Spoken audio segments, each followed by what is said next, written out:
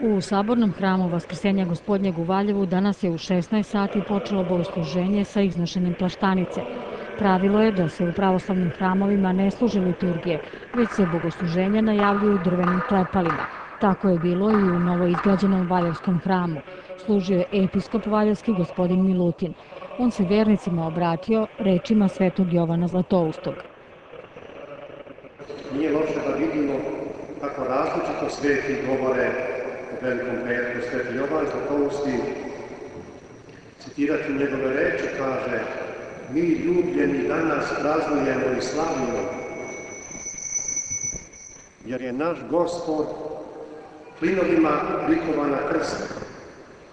Neka tebe ne začudi što praznujemo danas, kada je događaj tužan, jer sve duhovno tako i protivno je ljudskom običaju. Nadam se, brati i sestre, da ste razumeli da je danas praznik, da treba praznovati i da ne treba pretjerano biti tužan. Danas praznujemo krst Hristov, to je Veliki petak. Krst je duhovni praznik, duhovna radost i svečanost, pa koliko to teško primimo, ali tako jeste, brati i sestre. Nekada je krst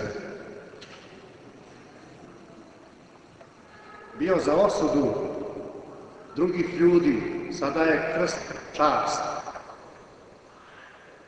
On je bio simbol kažnjavanja ljudi, najtežih prestupnika i zlikovaca i zločinaca.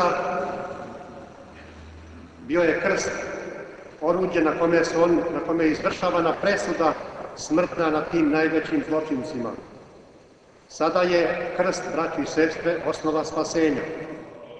Pre poznavanja krsta čovek je lutao, rekao je vladika Milutin, te kao hrišćanin on je spoznao svoj put. Telom Hrist je postao žrtva, a duhom sveštenik koji prinosi tu žrtvu.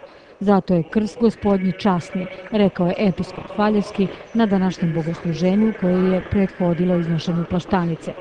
Veliki petak je od posljednjih i najznačajnijih u nedelji stradanja za sav hrišćanski svet, a njegova smrt je uvod u radost Vaskrsenja, koji sve hrišćanske crkve ove godine obeležavaju u nedelju 4. aprila.